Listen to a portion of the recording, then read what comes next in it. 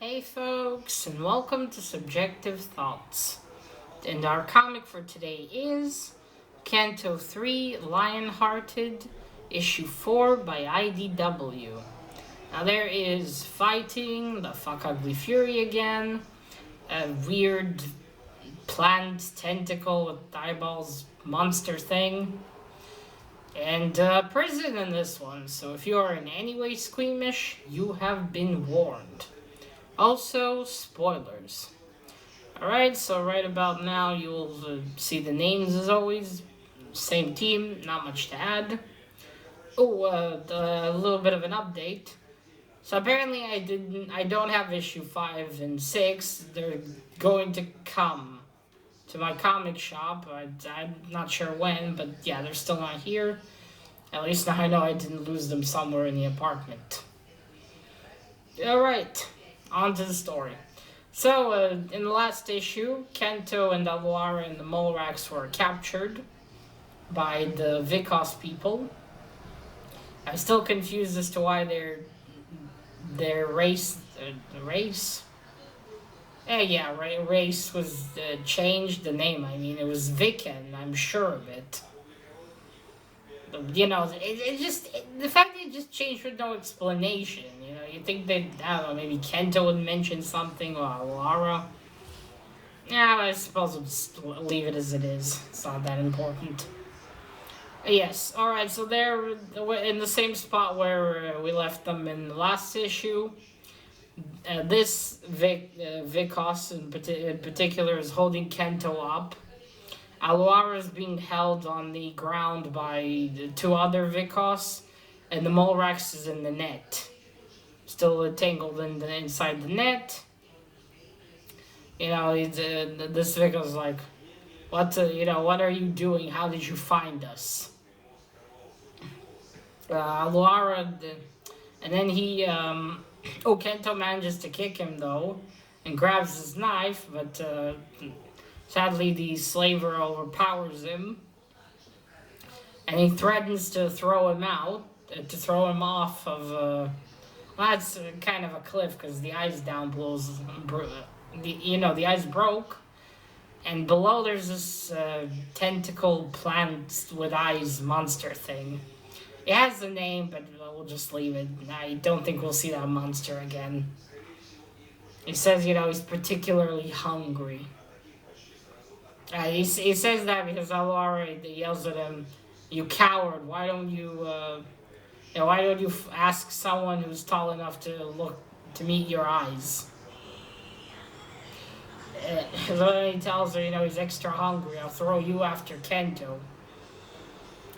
Then Aluara, I guess the other two Vikas let her go, because she said, we found you thanks to the Hermit Boldy.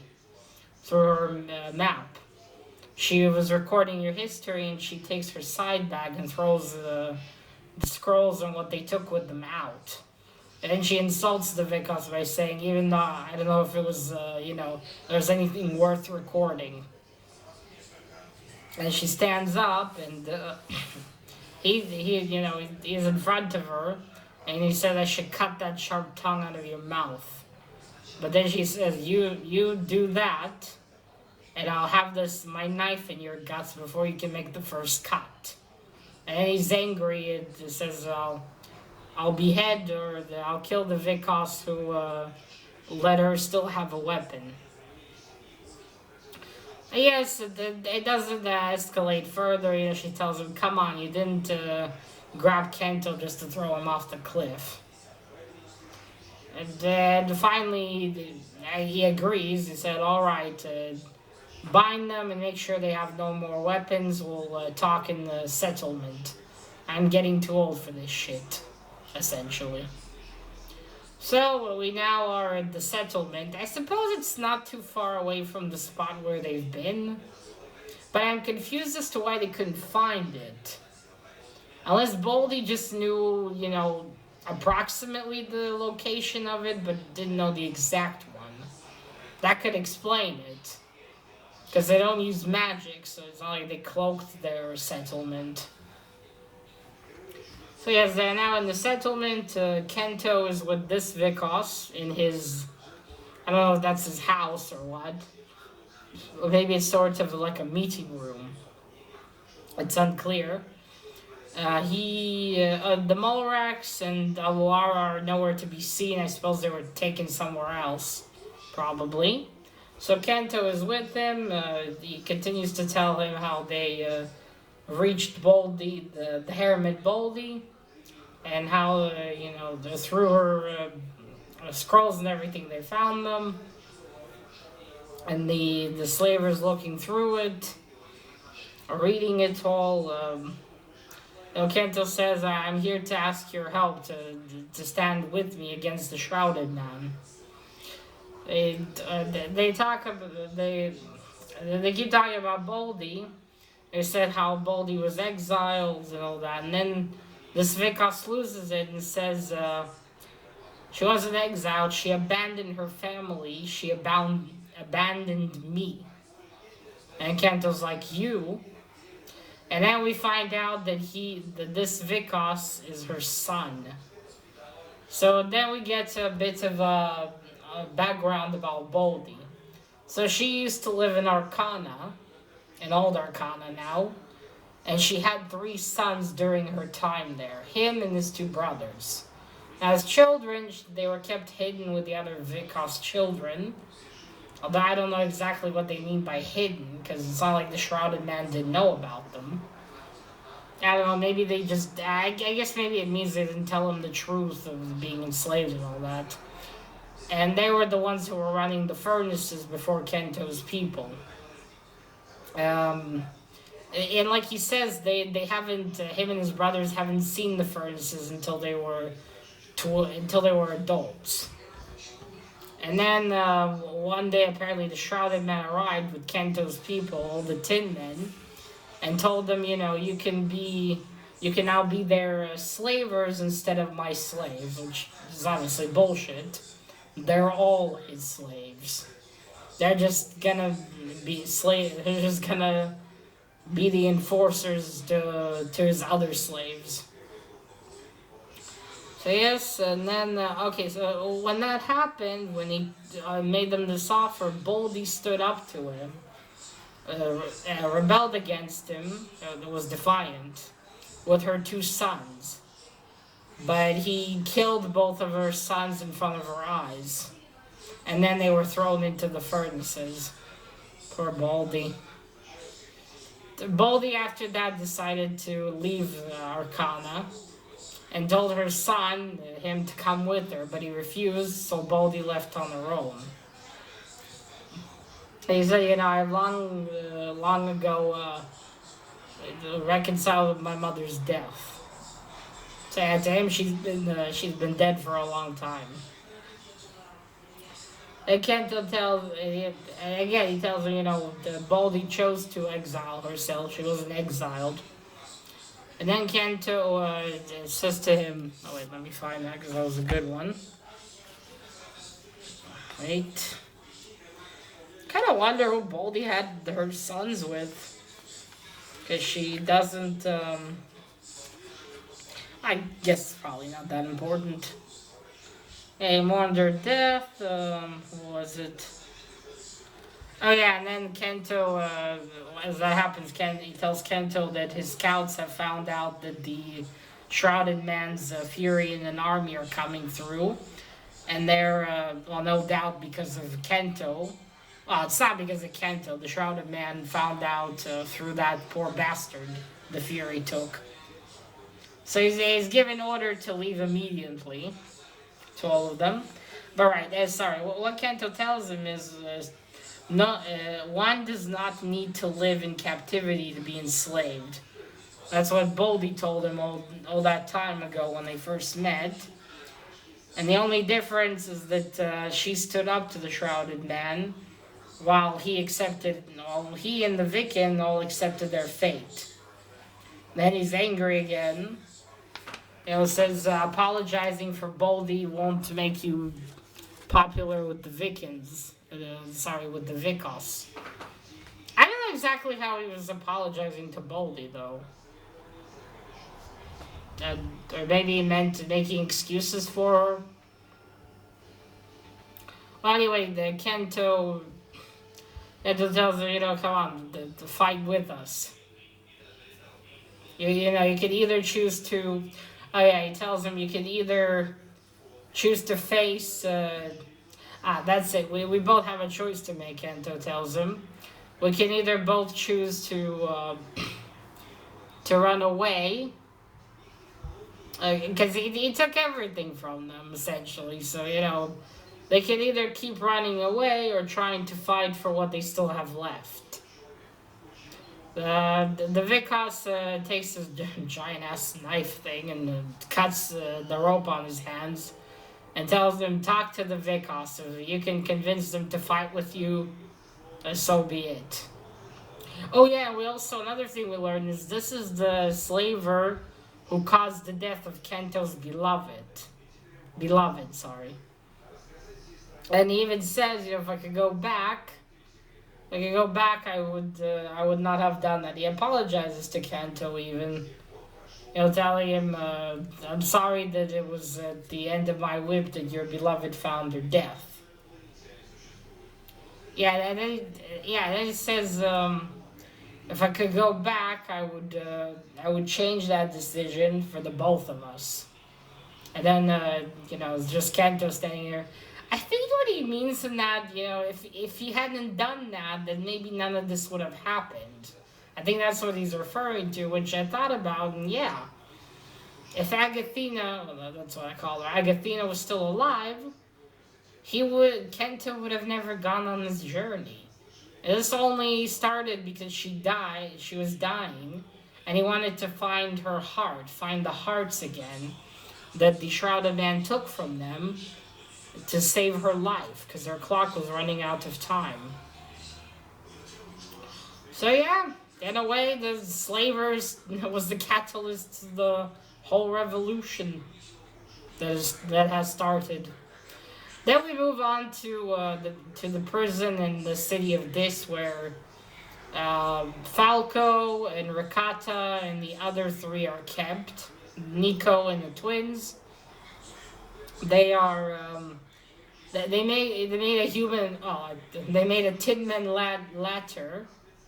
Sorry, and they're looking outside. Ricotta is at the top, seeing there's a way for them to escape through the window, but they're on a giant cliff, so much for that plan. And then they all fall.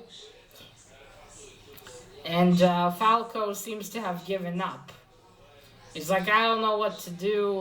We shouldn't have. I disappointed Canto. Like I said then in issue, what was it? Issue 2, I said. This plan. No, not even issue 2. Issue 1 even. They're gonna get fucked over with this plan. They're not gonna succeed in it. And I was correct. Poor guy still. Yeah, so they all tell him, don't give up. What would have Canto done? And Ricotta sits with him and says, we can't give up. What would have Canto would have done? You think he would have given up? He would have tried to find, tried to think of a new plan. And now focus on the fact that his first plan failed. So let's put our heads together, and they literally put their heads together. And Falco even says, I don't think we're supposed to literally do it. But yeah, they're sitting there, and Falco laughs at him and says, all I hear are echoes. As if to say his head is empty. But then they hear the big footsteps, and another monster thing soldier goes in and says the Shrouded Man is waiting to meet you. And then Falco gets up and says, take me, spare them. The monster dude goes inside, grabs Falco and says, don't worry, you all get your turn to meet him. And then he leaves with Falco, while the other four are standing there and saying, Ricotta yelling, Falco, no, you fool. And that's it. They seal his fate. They're like, that's it, he's gone. Because Ricotta's like, if you see, and her name was Veretta. There we go. The tin lady that was with them, her name was Veretta. Well, he says, when you see Veretta, tell her I miss her. Aw. Oh, we go back to the Foresta Wastes. Yeah, Foresta Wastes. Friesta. Fuck it. I'll leave it here on screen once again. The Foresta Wastes. Canto comes face to face with the Fury. They both, get out of the snow at each other. At first you see shadows and they get closer and closer. And and they're facing each other and talking. The Fury's like, well, that's it, little knight. You came here all this way, but, it's all doomed. We're going to be the ones that's it, you're defeated.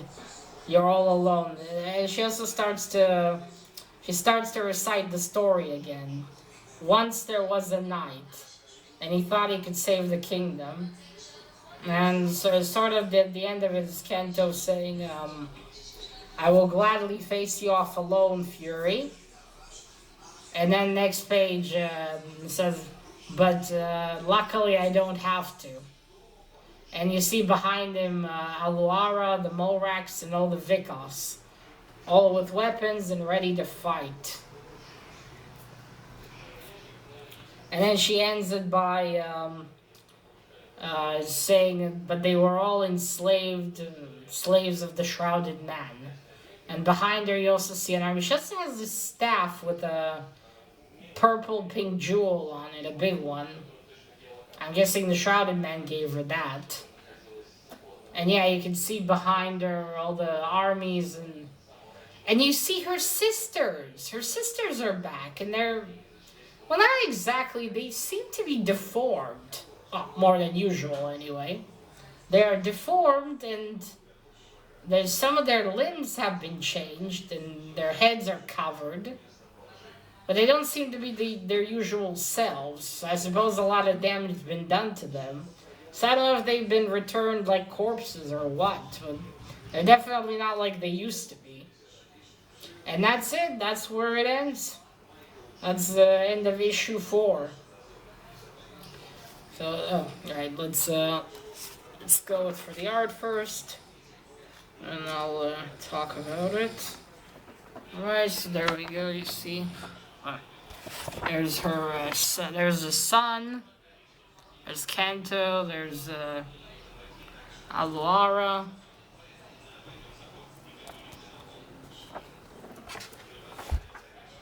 He says I'll throw you in after that. Oh, there we go, you can see the thing.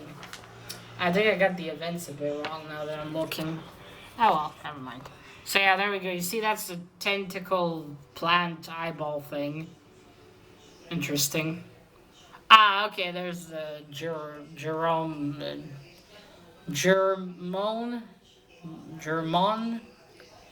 I don't know, that monster. Then Canto kicks him. You see, overpowers him, takes the knife away. Now you come a long way from Archon, the Small Knight.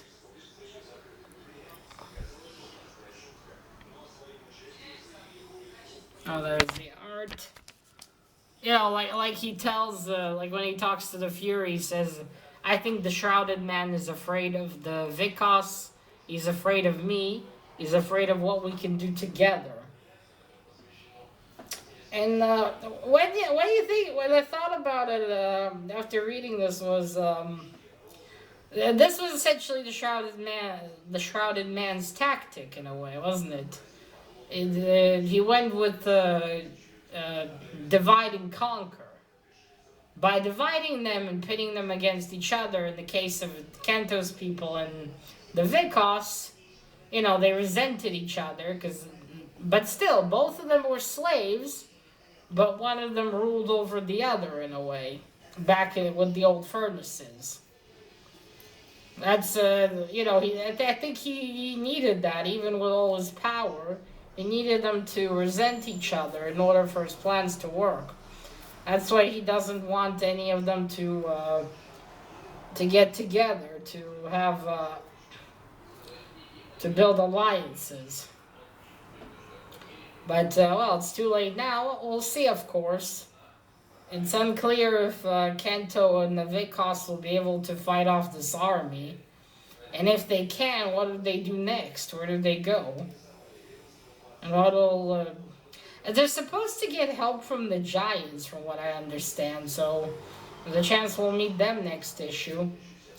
And also, what's going to happen to Falco? What is the Shrouded Man planning? Is he planning to kill Kento's men, his Tin Men, the ones that arrived there, or does he plan to do something far more sinister to them? What I worry is that he's going to turn them into some creatures, like he's done to the Furies, and then pit them against Canto, hurting him even more, because now he's going to have to fight against his friends, and probably have no choice but to kill them. So that is left to be seen what will happen there, really. I'm excited, but I am going to have to wait a bit before I can find out. No issue 5 or 6 yet. But yeah, we shall see what will happen. I have to say, though, the Vikos looks really cool on this cover, doesn't he? I like the touch with the red eyes. And Kento looks... it's kind of cute how he's hanging there. Alright, so that is it, folks. Let me know what you thought about this one. Again, are you reading Canto? Have you read the first story of Canto? What did you think? And that is it. Remember, collect what you're passionate about and share it on YouTube. And don't piss Aluara. Bye!